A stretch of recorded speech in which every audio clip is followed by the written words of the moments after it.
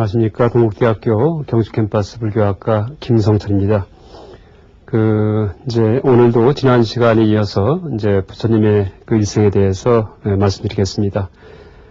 지난 시간에 부처님께서 성도 하시고 나서, 그러니까 보리수 밑에서 깨달으시고 나서 이제 가만히 12연기를, 전생과 내생에 대해서 혹은 현생의 인과관계에 대해서 계속 이제 순관, 역관, 과거에서 현재로 혹은 현재에서 과거로 소급하는 그런 관찰을 되풀이하시면서 세상 돌아가는 법칙을 자꾸 점검하시는 거죠. 그러니까 그래서 이 연기의 법칙을 이제 부처님께서 발견하셨다 얘기를 했는데 그 연기를 자꾸 되풀이해서 이제 관찰을 하시는 거죠. 지난 시간에 이제 그 얘기를 드렸는데 일단 연기의 법칙을 이제 한마디로 얘기한다면은 우주와 생명과 그 다음에 이 모든 과거, 현재, 미래 모든 시간을 다 지배하는 유일한 법칙이 바로 연기 법칙입니다. 그래서 이 부처님은 이런 연기법의 발견자이다 이렇게 얘기를 하죠. 그래서 우리가 어떤 법칙을 얘기할 때 물리학에서 뉴턴의 만유 인력의 법칙이다 이제 이게 있다는 얘기를 하죠. 혹은 아인슈타인의 상대성 원리다 이런 얘기를 하죠. 근데 그런 식의 법칙들은 사실은 물질 세계에 대해서만 해당되는 법칙입니다. 마음의 세계에 대해서는 사실은 그 법칙에 해당이 안 되죠. 또 현재 만유 인력의 법칙이건 상대성 원리건 간에 아직도 그것이 완전한 어떤 물질 세계를 다 해명하는 그런 법칙은 아니고 지금도 모색 중에 있는 이제 그런 것들이 물리학의 법칙인데 이 연기 법칙은 물질의 세계만이 아니고 마음의 세계 또 마음의 세계만이 아니고 내가 태어나기 전 전생, 현생, 내생에 걸쳐갖고 온 우주를 지배하는 유일한 이제 법칙이다 이렇게 얘기할 수가 있죠. 그래서 물리학서 얘기하는 통일장이론, 통일장이라는 그런 이상적인 어떤 법칙을 계속 연구하고 있는데 바로 그 용어를 빌린다면은 이 연기의 법칙은 이 불교적인 대통일장 이론이다 이렇게 얘기할 수 있습니다. 그래서 이 연기법의 발견자가 바로 부처님이시다라고 얘기할 수 있습니다.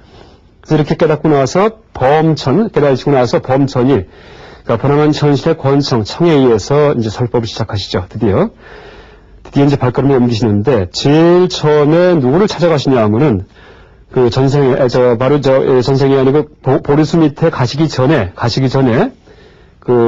이제 부처님께 무소유처의 삼매와 비상비비상처 삼매를 알려줬던 알라라깔라마와 우따까라마부타 이 두 분의 스승을 찾아갑니다. 그러니까 제일 처음에 찾아간 게, 그러니까 자신한테 이제 바로 직전까지 지도를 했던 그 스승한테 이 깨달음을 알려드려야 되겠다 하고 찾아갔는데, 알라라깔라마는 바로 전날 돌아가셨다 하는 얘기를 하고, 우따까라마부타는 일주일 전에 이제 죽었다라는 얘기를 듣게 됩니다. 그래서 그럼 어떻게 할 것인가 하다가, 이제 그 다음에, 수사타라는 처녀한테 우유죽을 마실 때, 바로 직전에 고행을 하고 계셨죠, 고행을 같이 했던 5명의 비구한테 찾아갑니다, 5명의 비구를.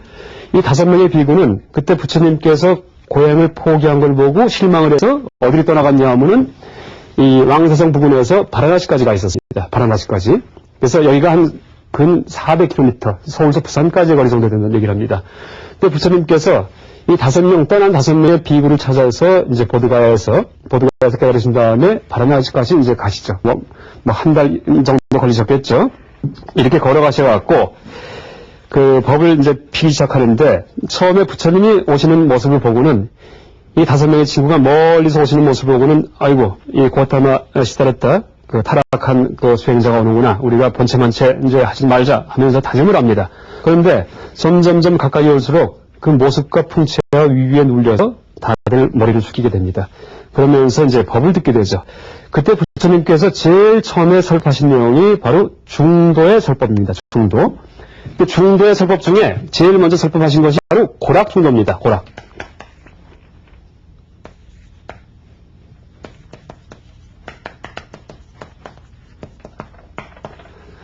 고락중도,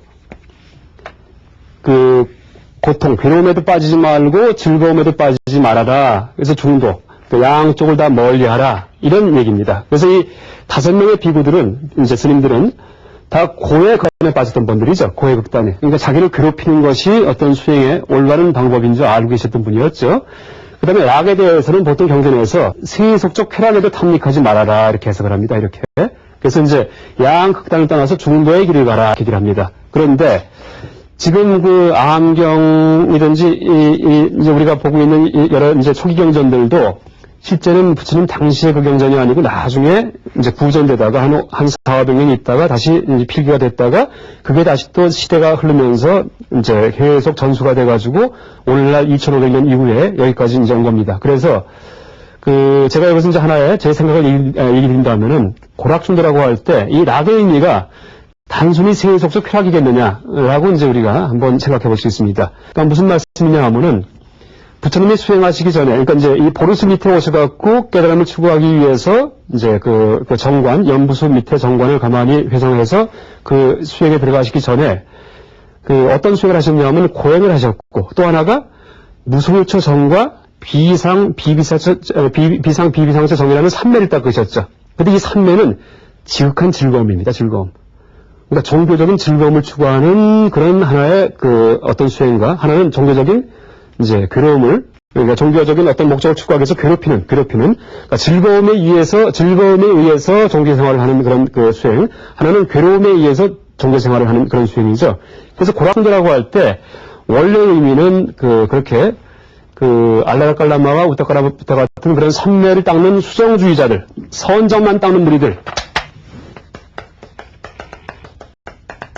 수정주의자, 그러니까 알라라칼라마나 우타카라마부타를 수정주의자 이렇게 얘기합니다. 그래서 이것을 불교에서는 부정합니다. 절대 삼매만 닦으면 안 된다 얘기합니다. 왜냐하면 불교의 핵심은 삼매가 아니고 삼매를 토대로 얻어지는 지혜입니다. 지혜. 불교는 지혜의 종교입니다. 그래서 이 알라라칼라마와 우타카라마부타를 이제 그 수행을 버린 이유가 이 분들이 수정주의였기 때문에 삼매만 닦는 분이기 때문에 그래서 버린 겁니다. 그래서 이 수정주의일 경우에 삼매만 닦을 경우에는 미묘한 즐거움이 있습니다. 정교적인 삼매의 즐거움이죠. 또 다섯 비구는 고행을 했던 비구죠. 그래서 이 두 가지가 다 올바른 수행이 아니다 하는 의미에서 고락중도를 설하지 않으셨나라고 이제 생각이 됩니다. 이것은 제 의견이고요. 어쨌든 이제 이런 고락중도에 설법을 하신 다음에 그 다음에 이제 사성제, 흔히 우리가 알고 있는 팔정도 같은 이제 그런 설법을 하시게 되죠. 사성제 팔정도와 같은. 그래서 이 사성제와 팔정도 같은 그런 교리 내용에 대해서는 제가 이제 다음 이제 번 시간에 다시 자세히 얘기를 드릴 거고요. 일단 오늘 시간에는 깨달으신 다음에 5비구한테 5명의 비구 스님들한테 법을 설하신 다음에 어떤 과정을 거쳐서 전법, 법을 설하시다가 나중에 열반하셨는지 이제 그런 내용에 대해서 얘기 드리겠습니다. 그래서 처음에 이 5명의 이제 친구들이 다 아란이 되죠. 그래서 세상에는 6명의 아란이 생겼다 이렇게 말씀하시죠. 그 다음에 길을 떠나서 나중에 야사라는 이제 젊은이를 만나서 야사라는 젊은이를 교화시키고 그 다음에 그 친구 54명을 교화시켜서 총 앞에 얘기드렸던 이제 6명의 아란 부처님까지 포함해서 총 60명의 아란이 생겼다라는 또 선언을 하십니다. 그래서 이때 60명의 아란이다 얘기할 경우에는 이 부처님까지 포함이 된 얘기입니다. 그리고 이제 야사라는 젊은이를 교화해서 이제 깨닫게 할 때, 아란이 되게끔 만들 때, 이 야사의 부모가 그러니까 부처님께 출가한 야사를 찾아서 이제 헤매는 그런 장면이 나오는데, 그때 부처님께서 이 야사라는 젊은이의 부모를 만나서 이게 설법을 하시는 내용이 있습니다. 이제 이것이 중요한데, 왜냐하면은 야사의 부모는 스님이 될 뿐이 아니고 제가신자였습니다. 그러니까 제가신자에 대해서는 어떤 설법을 하셨는지 이것이 이제 중요한 내용입니다. 그때 야사의 부모가 와서 이제 설법을 들을 때 부처님께서는 넷을 얘기하시면서 많이 베풀고 그 다음에 보시할 때 시자입니다. 그 다음에 계율을 잘 지키면은, 그러니까 청정하게 도덕적으로 살면은 생천, 하늘나라에 태어난다 이렇게 얘기하십니다. 하늘나라에 태어난다. 그러니까 제가신자는 내세가 있는지 없는지 모릅니다. 일반 사람들은 종교생활을 안 하기 때문에. 그렇기 때문에 일단 올바르고 똑바르고 그다음에 착하게 남한테 많이 베풀고 살 경우에 이때는 반드시 하늘나라에 태어난다. 복된 내세가 보장이 된다. 라는 얘기를 해줄 경우에 마음이 편안해지죠. 그래서 이게 시론, 계론, 생천론 해서 차제설법이라고 얘기합니다. 차제설법.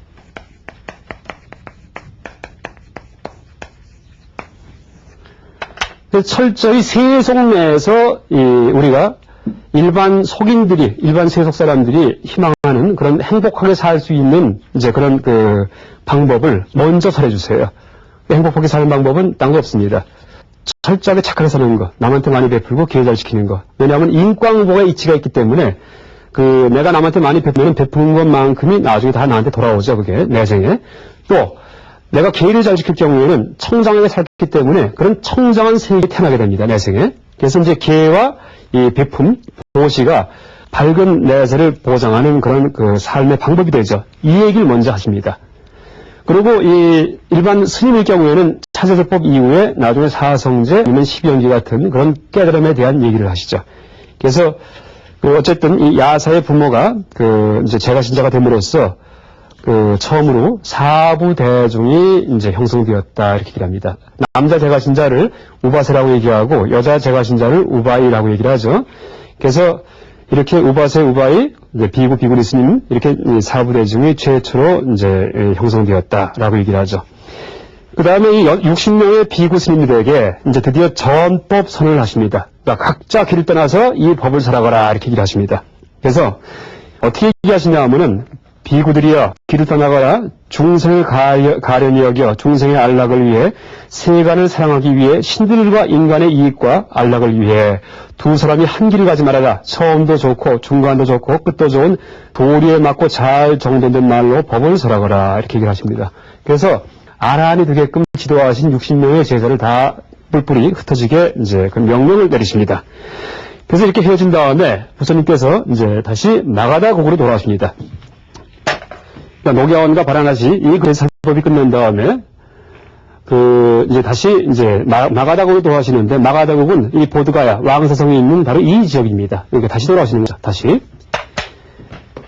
다시 돌아오셔갖고 처음에 가섭, 그러니까 가섭 중에 여러분 마하가섭하는 안한존자, 가섭존자, 우리 절에 가면은 대웅전에 두 분 모셔져 있죠. 그분 말고 우르벨라 가섭이라는 분이 계십니다. 우르벨라 가섭. 그래서 우르벨라 가섭이라는 분이 어떤 종단의 종교 지도자였는데 그분과 이 법전, 이제 진리에 대해서 법력에 의해서 서로 겨뤄서 부처님이 굴복을 시키시죠.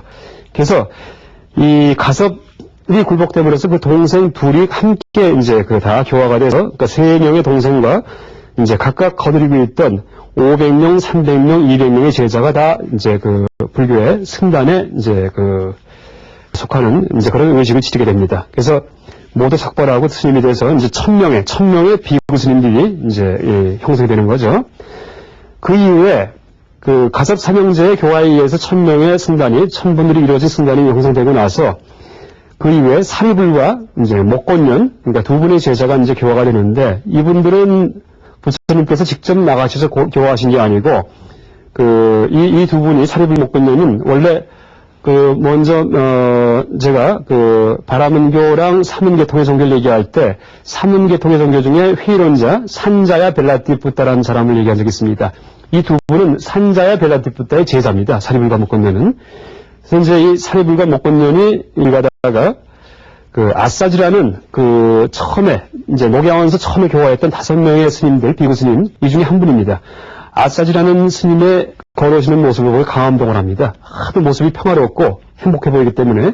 그래서 당신은 도대체 어떤 분을 스승으로 모시고 있는데 이렇게 모습이 이제 평화로우시냐고 보니까 부처님을 모시겠다 이렇게 얘기를 합니다. 그럼 부처님은 도대체 어떤 가르침을 설하십니까? 하고 물어보니까 이때 아싸지의 대답이 모든 존재는 어떤 원인에서 생긴다. 열에는 그 원인을 설할 뿐이다. 뿐만 아니라 그 소멸도 설한다. 큰 삶을 위한 이와 같이 살아가는 사람이다. 이렇게 얘기합니다. 간단한 얘기인데 바로 이게 바로 인기법의 얘기입니다. 모든 건 다 원인 때문에 생겼고 원인이 없으면 이제 결과도 소멸한다. 우리가 체험하는 세상만사는 이게 그냥 있는 것은 절대 없습니다.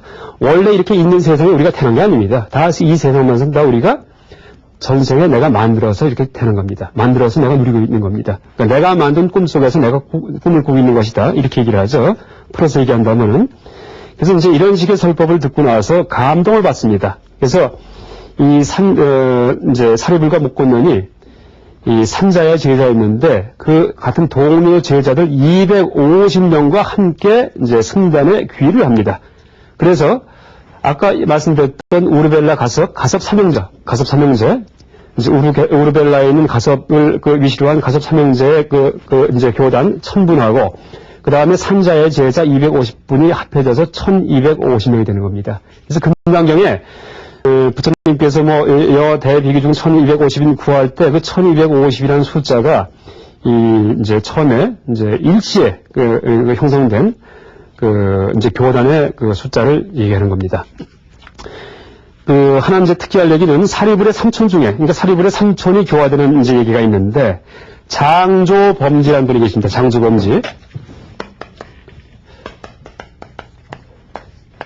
장조, 이게 손톱조자기 때문에 손톱이 큰 브라만이다. 장조범지, 이런 의미인데, 장조범지를 교화하는 이제 일화가 아주 재밌기 때문에 하나를 소개해 드리겠습니다.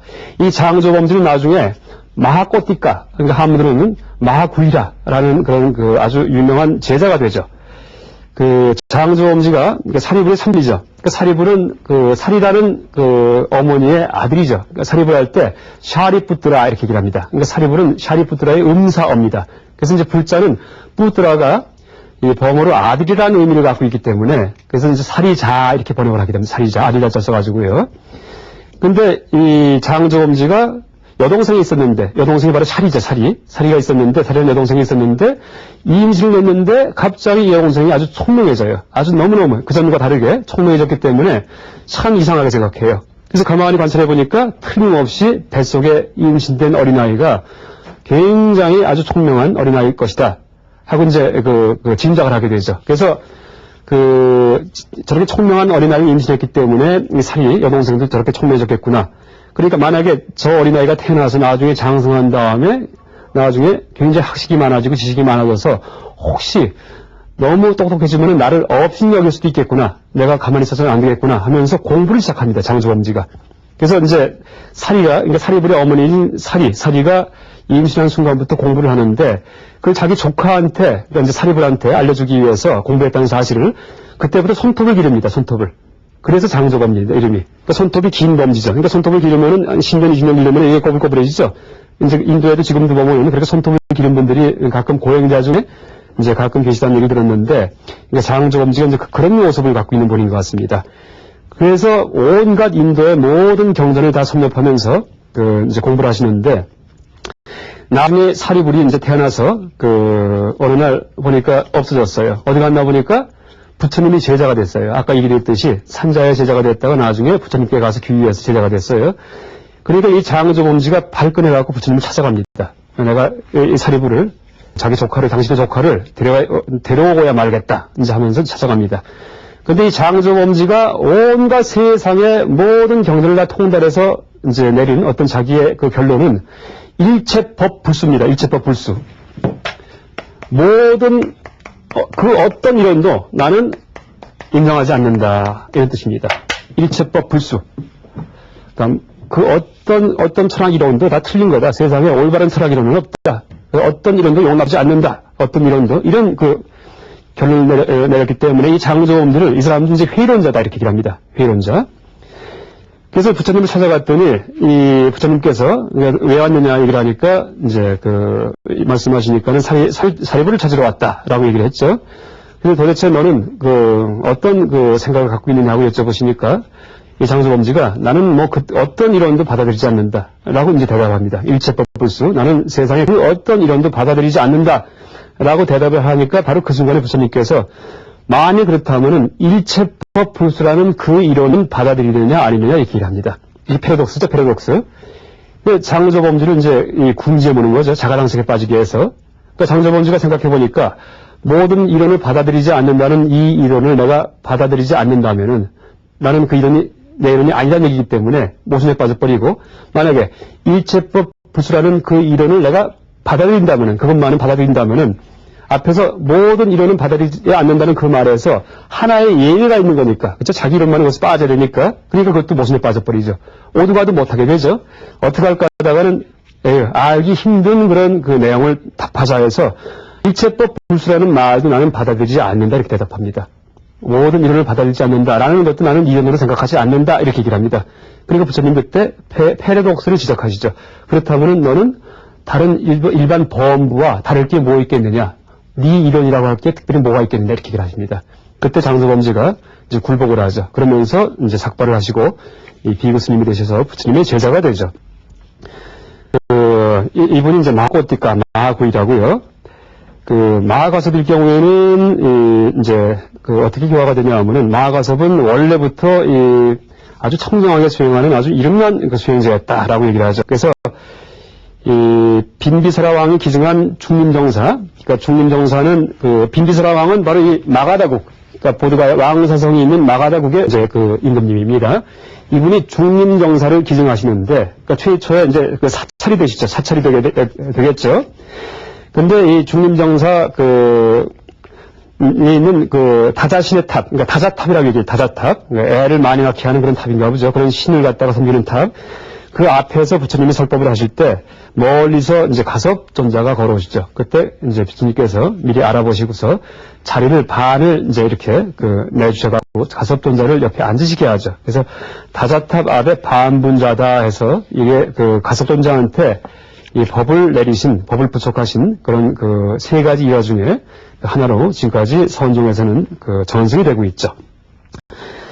그 다음에, 물론 안한존자도 있고요. 안한존자는 이제 태어난 날이 바로 부처님이 성도하신 날이다. 이렇게 얘기합니다. 깨달은 날에 태어났기 때문에 안한이라는 말은 안한다. 기쁨이란 뜻입니다. 기쁨. 그래서 그 기쁨을 기리기 위해서 이름을 안한다라고 지었다라고 얘기를 하죠. 안한존자도 있지만은, 안한존자는 이제 나중에 부처님이 열반할 때까지 계속 옆에서 시봉을 하시죠, 시봉을. 그래서 부처님이 설법하시는 내용을 다 듣죠. 다 들으셨기 때문에, 다른 이제 이 스님들은 설법 듣고 나서는 다른 데 가서 교화도 하고 전법하러 나가시는데, 안한존자는 항상 부처님을 시봉하셨죠. 그래서 나중에 부처님이 열반하신 다음에 처음 이 불교 경전을 결집할 때, 모을 때, 그때 안한존자께서 경전을 설하시죠. 회상을 해가면서. 그래서 우리가 이 불교 경전에서 처음 시작이 여시아문으로 시작하는데, 여시아문.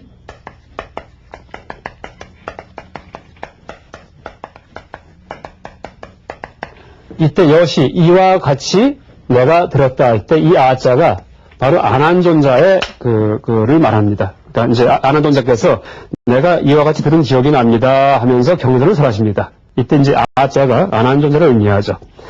근데 안한존자는 이렇게 부처님을 평생 시봉한 분이었는데 그 형인 이제 한 분이 부처님을 반역한 분이 있죠. 누구냐면 대바다tta 혹은 조달, 제바달라고 얘기를 하기도 해요. 대바다tta입니다. 원래 이름은 이제 대바다tta인데 한문 음역어로 제바달다 혹은 조달. 그러니까 대바는 천, 나따를 갖다 이걸 보통 득이라고 번역합니다. 득. 그래서 이제 한문으로 번역한다면은 뭐 천득이 대바다tta라는 반역자가 나오죠. 그래서 이 반역에 대한 얘기를 이제 조금 얘기 드린다면은 항상 교단을 차지하기 위해서 이제 부처님을 해치기 위해서 뭐 돌을 굴리기도 하고 수시한 코끼리를 보내기도 하고 하는 이제 그런 아주 못된 짓을 많이 하시죠. 나중에 결국은 땅이 갈라지면서 이제 지옥에 그냥 떨어져 돌아가셨다 하는 얘기를 하죠. 그런데 이 대바다tta조차도 나중에 법화경에서는 무량겁 이후에 나중에 성불을 할 것이다 이렇게 얘기합니다. 그러니까 대바다tta조차도 포용하는 것이 법화경의 가르침입니다. 대바다tta의 이제 어떤 일화 중에 대바다tta와 관계된 일화 중에 재미있는 얘기가 하나가 있는데 얼핏 볼 때는 대바다tta가 굉장히 청정한 비구 스님인 것처럼 우리가 느껴집니다. 왜냐하면은 부처님께 대해서 이제 반박을 이제 하는데 부처님에 대해서 저항을 할 때 5가지 항목을 들면서 부처님에 대해서 도전을 합니다. 뭐라고 도전하냐면은 왜 어째서 이 스님들이 숲에, 그러니까 지붕이 없는 숲에 머물면서 수행을 해야 되는데 왜 기원정사나 중림정사 같은 집을 져가지고 지붕이 있는 데서 사느냐 이렇게 물어봅니다. 첫 번째가 이제 그겁니다. 그러니까 숲에 머물며 지붕이 있는 곳에 머물지 말 것이지 왜 지붕에 있는 곳에 머무르냐. 그러면 청정한 비구라고 할 수 없다 하면서 부처님을 공격을 합니다. 두 번째, 탁발에 의지해서 이제 걸식을 하시죠. 그러니까 비구할 때 비군이라는 그 뜻이 걸식해서 사시는 분이란 뜻입니다. 그래서 이제 걸식해서 살 것이지 왜 신자의 초대에 의해서 식사하느냐라고 반역하죠. 또 이제 분소위, 그러니까 누더기 옷을 입을 것이지 왜 남이 옷감을 짜서 준 그런 옷을 입고 스님께서 다니시느냐 이렇게 이제 반박하죠. 또 왜 스님들이 생선과 고기를 드시느냐라고 반박하죠. 실제 생선고기는 우리나라 스님들만 안 드시는 게 되어 있지 남방불교 이 상자부든지 지금 현재도요 티베트 불교든지 생선고기는 아무 상관없습니다. 근데 단 내가 살아있는 것을 직접 본 고기, 혹은 나를 위해서 목숨을 죽인 고기, 목숨을 없앤 고기, 이 경우는 먹지 못하게 되어 있습니다. 그런데 그 이외에는 상관은 없습니다. 그건 부처님 당시도 마찬가지고요. 물론 안 먹으면 더 좋지만, 그러면 우유와 버터를 취하지 말 것. 그러니까 이런 이제 5가지 조문을 들어갖고 부처님을 공격을 하죠. 근데 얼핏 본다면은 굉장히 청정한 삶처럼 느껴지는데 이게 이제 계율, 계행에 대한 그런 그 내용들인데 실제 대받았다가 어떤 모습을 자주렸냐 하면은 이 불교의 계율은 먼저 한번 얘기드렸듯이 계 자체가 중요한 게 아니고 우리 마음 훈련법으로서의 하나의 수단입니다.